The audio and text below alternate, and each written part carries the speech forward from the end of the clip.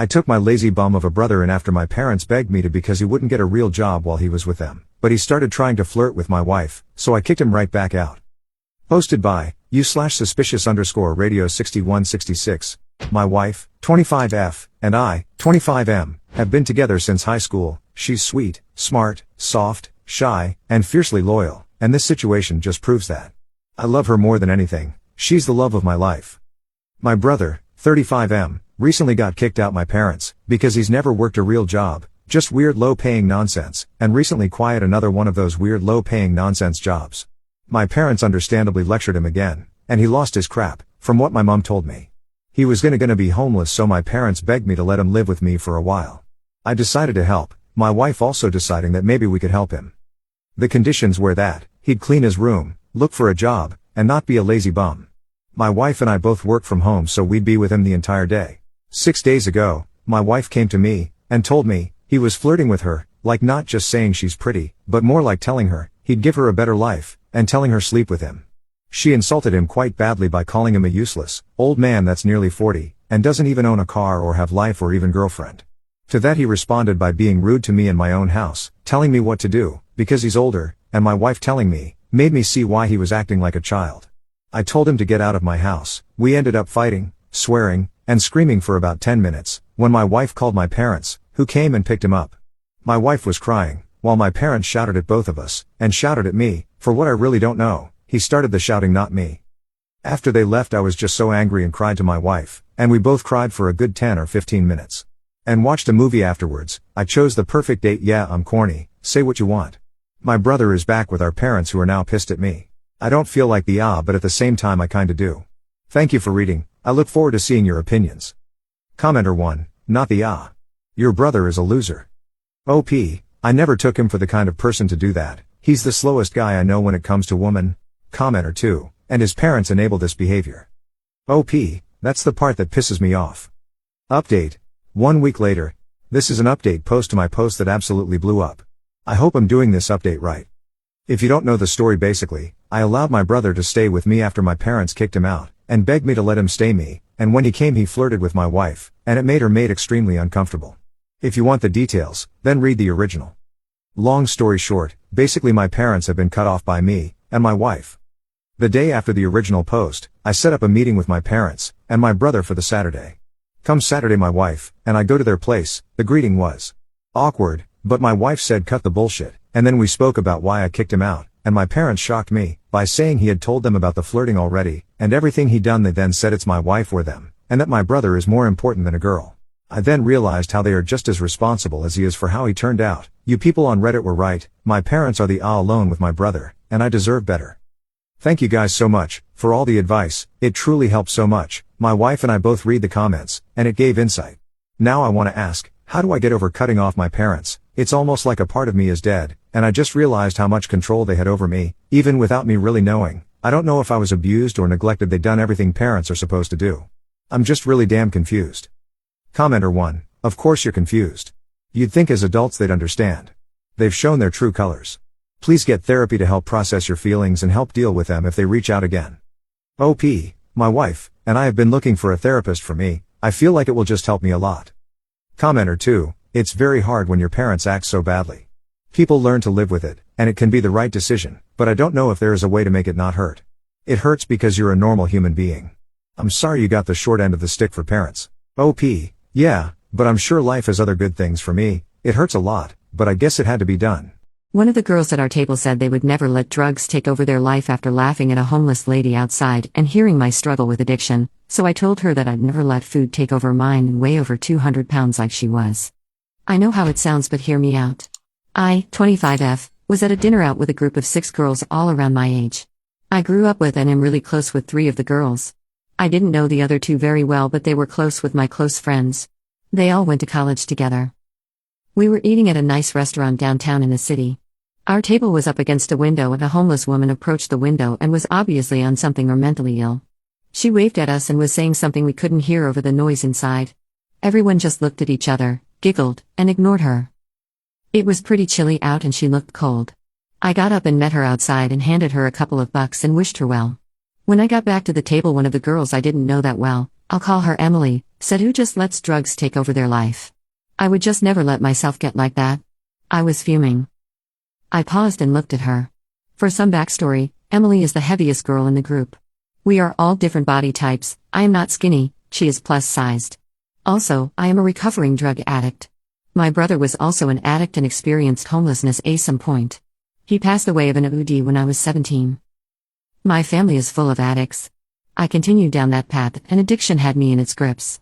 My friends at the table went to college, I went to rehab and got sober. I said, yeah, exactly, I would never let myself get over 200 pounds, just put the fork down, am I right? Everyone was silent. You could cut the tension with a knife.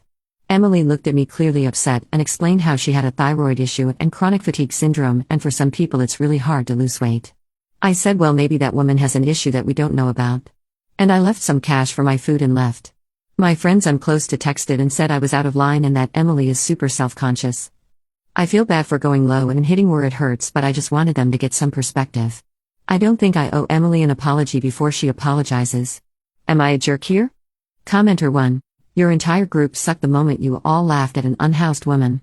Emily's comments were uncalled for, but yours were equally as bad if not worse because you did it solely despite her. Commenter 2. I totally get it. But you could have nicely corrected her by saying, well, we don't know what people are going through. Having empathy goes a long way rather than stooping just as low as her. Going after her body was pretty low. I understand that you were personally triggered. However, that does not give you a right to go after someone's looks. Update. Y'all are torn. Thank you some for the honesty and some for the kind words. Update. I asked Emily for a coffee this morning to apologize. We met and I started off with saying I was sorry for making it personal and making a comment about her appearance, and I would be really hurt if someone did that to me. Then went in to explain how her comment about addiction being a choice is really uneducated and offensive. She said, thanks for apologizing, but my dad is an alcoholic and he chose alcohol over my mom and I. I would just never do that. I tried to explain to her that her dad got to a point where he didn't have a choice anymore, he had a disease. And he probably felt shame every day for it. And I'm sorry that you didn't get what you needed as a kid or now. He probably didn't either, and that's why he found a way to cope, just like I did. She said she understands now and why she copes with food sometimes. I gave her props because food addiction can be so challenging because you can't just stop eating, unlike drugs where you don't even have to be around them. We thanked each other. We shared more stories. We will remain friends and try to connect more. Thanks, folks. Commenter 1. Everyone in this story needs a lesson in empathy. Commenter 2. Apologizing and then immediately pivoting to invalidating is wild. My son dropped out of college to marry his ex-wife, and they ended up divorcing 4 years later because he was controlling, but only a month after they divorced he had gotten re-engaged, so instead of attending his wedding I spent the day with his ex-wife. Quick backstory, after graduating high school my son moved 3 states away for college. At 19 he married a girl he met. I tried convincing him to wait because I personally felt he was too immature. They both dropped out and moved back here to his hometown. At 20 they had their first child, a beautiful little girl. 16 months later, my daughter-in-law gave birth to their second child, a little boy. After the first baby, my wife and I noticed our daughter-in-law wasn't happy. We both thought it was PPD related. Just after the second arrived, my son and his wife separated. She would bring the kids over for a visit. It was then she began unloading on us. I know there's 2 sides to every story, but considering I know my son, I believed her. I sat my son down numerous times to speak with him regarding his marriage. He refused to take responsibility, blamed her for everything even when I directly pointed out where he was the sole problem. They got into counseling. For a year things were okay on the surface. Our Dill filed for divorce. My son 3 days later was on Facebook announcing his new girlfriend. A month later, they were engaged. My son had forced his then wife to become a permanent stay-at-home mom at the birth of their first child. She, of course, had no other family or friends here. She knew no one aside from us. She had nowhere to go with 2 small children. Unbeknownst to our son, my wife and I helped her financially and got her an apartment. Before the divorce was even finalized, we received a wedding invitation. I made it clear to my son I would not be attending, and they would not have my blessing. His mother told him she would see to it that I would attend. I stayed consistent in my decision. I also asked him not to bring his fiancée around our house out of respect for the mother of his children. The wedding happened on February 11th. The night before, my wife gave me the final push. I did not attend. Our daughter also did not attend for the same reasons. My wife picked up our grandkids, got them dressed and attended the wedding. My daughter and I decided to spend the evening with his ex. I couldn't imagine her sitting alone while her kids attended their father's wedding. She was taken aback that I didn't end up attending his wedding. We took her out to distract her mind. I just wanted her to know she'll always be considered family to us. My daughter also made a joke they can drop the in-law status and just be sisters now. She was very tearfully grateful. I realized just how badly she needed our support, and specifically on that night. The next morning, my son called to tell me how much of a horrible father I am for not attending his wedding. Few days later he caught wind that I spent the wedding evening with his ex. He said that was the ultimate form of betrayal, and further myself and his sister would have to earn a relationship with him on his terms only. Update. First, I'd like to sincerely thank each and every one of you for your support, encouragement, and all the awards. I know without a doubt, I did the right thing. I even feel differently now. His mother should not have attended either. But we can't go back and undo that. So, my son saw the post. I had sent my daughter the link yesterday so she could read the comments. This morning, she texts me at work, "Dad, you went viral." Lol, but anyways, he sent screenshots of the post and all my comments to his mom. He also told her Duth's dead to me now. Time will tell if he means that. I'm sure he'll see this update too. For that reason, I'm positively certain the second he needs another cash loan I won't be dead anymore. His mom told him, "Your children have to be our number one priority. They're not just some disposable items you can leave behind when one chapter of your life closes." Maybe one day, he'll understand this. OP also commented about what his son did to his ex-wife. It was mostly about control. She was blonde when they married. When they moved here she was brunette. After the kids, she wanted to go blonde again but he told her no. She gained weight after having the babies. He was mad at her for not trying harder to lose it. As he said, he didn't marry a fat woman. He wouldn't let her leave the house. She basically had to give him a daily schedule of what she was doing and where she was going. He wouldn't allow her to make friends. She wanted to get a little part-time job after the boy was born. He told her she wasn't allowed to do that. It was basically a marriage where he created rules for her to follow, but he could do whatever he wanted. He wouldn't help with the kids, meals or housework. He made her do it all, even through both pregnancies. I'm embarrassed he's my son. I'm just thankful she doesn't judge me for the way he is. I thought going off to college would make him mature. I didn't expect him to marry so quickly. My best friend got a DM saying that her husband had been cheating on her emotionally and physically for the last 2 years, but she chose to believe her husband's lie that she was delusional, so I ignored myself and got receipts. Posted by u/socksaw-dragonfly. I've been holding this in for weeks, and it's weighing on me. My best friend, 31F, has been with her fiancé, 33M, for over 7 years. He's the father of her youngest and he has been nudging her to open their relationship and be poly, even though, to me, it's always seemed more like a pass so he could sleep around with her permission. Years ago, he even managed her account, sending her nudes to friends and coworkers to get subscribers, and she went along with it because he seemed proud of her. She's a stay-at-home mom juggling 3 kids and college. She told me she's scared of ending up in government housing again, so she does what she can to make him happy, even after catching him intimately texting other women repeatedly. He is always psyched that he can't stop his nature, so last year they agreed to have a girlfriend, 33F, together, and our Facebook official posting about family dinners, sleepovers, and date nights.